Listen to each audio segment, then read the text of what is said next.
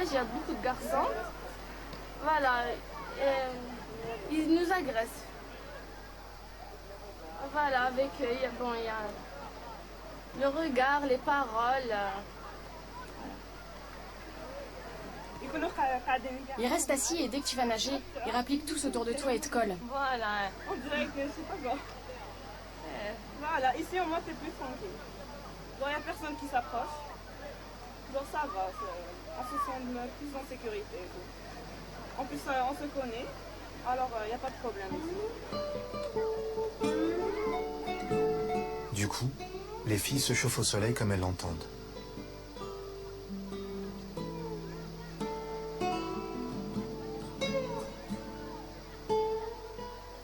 Sur les autres plages du pays, porter un bikini est devenu impossible.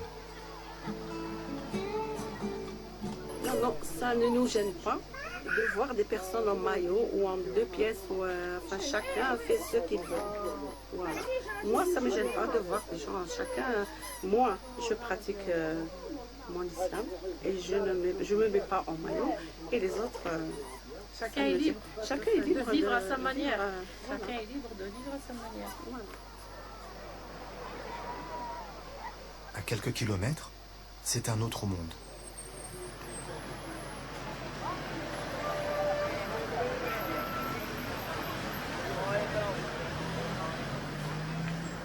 Ici, le règlement, ce sont les gendarmes qui le font appliquer. À quelques mètres de l'arrivée, ça soulage la circulation. La plage publique remporte un franc succès.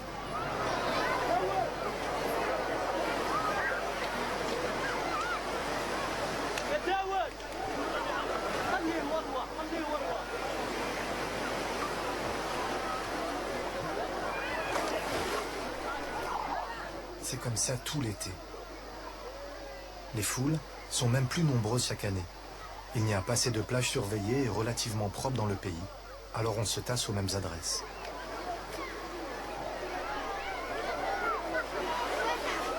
Les femmes ne s'interrogent pas sur le choix du maillot.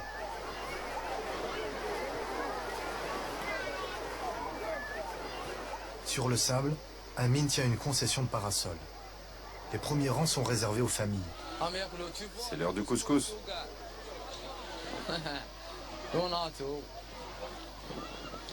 Voilà, les jeunes, on les installe derrière. Jeunes en Algérie, ça veut dire hommes célibataires. On les place d'office à l'écart. Trop de femmes se plaignent de leurs regards insistants. Il y a bien quelques altercations, mais le plus délicat dans le travail d'Amine, c'est encore de trouver de la place entre deux parasols. On va se mettre là. Elle te plaît notre plage? Elle est superbe. Il y a des familles.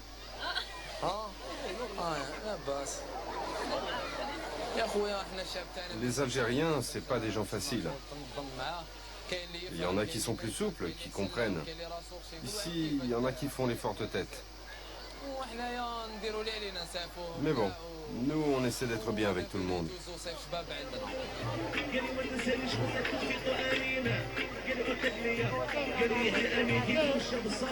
Dans cette foule immense, les seuls à trouver leur compte avec les loueurs de parasols, ce sont les vendeurs de thé et les pickpockets. Malgré la surveillance, les baigneurs doivent toujours garder un œil sur leurs affaires.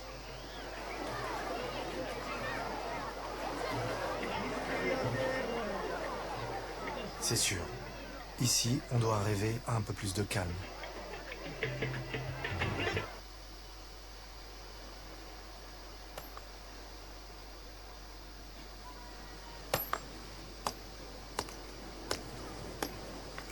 Je suis en train de nettoyer la plage et puis en même temps je suis en train de tailler la pierre pour que je puisse construire avec. Mustapha perpétue les gestes d'autrefois pour bâtir son projet. La petite plage est une ancienne carrière romaine où baignent encore des commandes inachevées.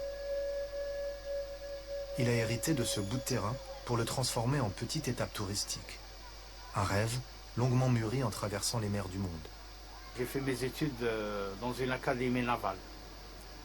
J'ai fait la mer Noire, la Baltique, la Caspienne, la mer d'Azov, la mer pas mal de... J'étais navigant. Et une fois avoir pris ma retraite, j'ai toujours aimé investir, travailler dans le tourisme. C'est ce que je suis en train de faire actuellement. Toutes mes économies sont là. Mais les banques ne nous ont pas subventionnés, ne nous ont pas aidés. Son chantier a démarré il y a 20 ans. Mustapha avait creusé seul son puits dans la roche pour trouver de l'eau douce. 20 ans à se battre contre la pierre, les menaces des islamistes et l'administration parfois. Avec ses enfants, Mustapha veut juste ouvrir quelques chambres et une auberge. Pas grand-chose, mais c'est un travail d'Hercule. Vous voulez la vérité, on n'encourage pas les gens à faire ça. On ne les encourage pas. Il y a beaucoup de gens qui veulent faire ça. Ils veulent investir dans la viticulture, il y a des gens qui veulent investir dans la pisciculture, le tourisme. Il y a beaucoup de gens qui veulent investir. Mais seulement, il faut les encourager.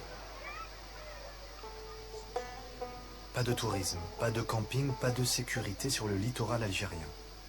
Vers l'ouest, sur les 120 km de littoral jusqu'à la prochaine grande ville, il n'y a pas un seul hôtel. Parfois, tout tient à un petit détail. J'attends toujours. Sans électricité, je ne peux rien faire. Je ne peux ni vendre des boissons fraîches, ni stocker l'alimentation, je ne peux rien faire. Cela fait 6 années que le transformateur ne fonctionne pas. Et l'ironie du sort, la centrale électrique se trouve à 2 mètres.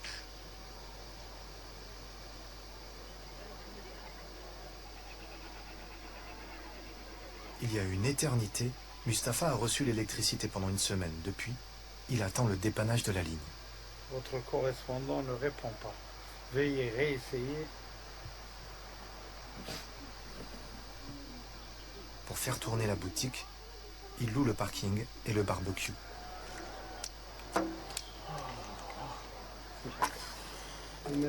Des bricoles. Son étape touristique avec chambre et restaurant est encore loin.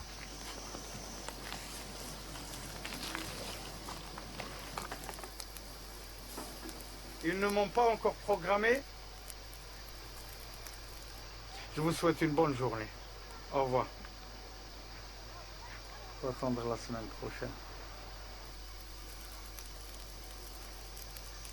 Si j'avais de l'électricité, je pourrais au moins organiser quelque chose. Je pourrais travailler. Je pourrais faire des soirées durant le ramadan.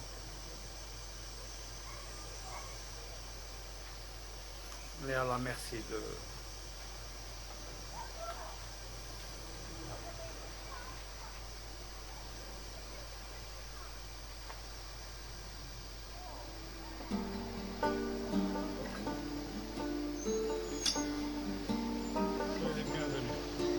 Mustapha dit toujours, on attend les jours meilleurs. Pour les clients de la plage, les jours meilleurs, ce sont ceux qu'ils passent ici.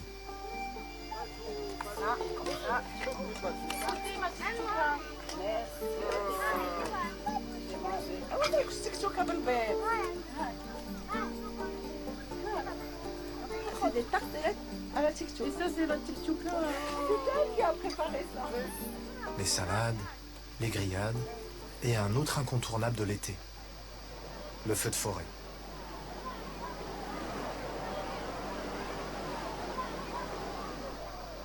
On est loin, mais c'est malheureux de voir toute une forêt disparaître du jour au lendemain. C'est malheureux.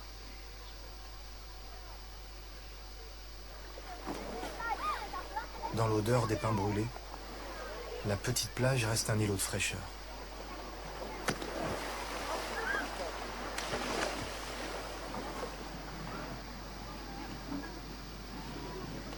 Les familles prennent leurs habitudes.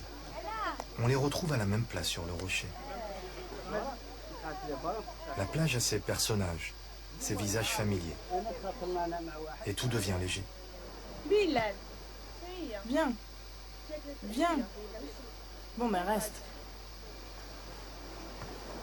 Bilal. Bilal, c'est bon.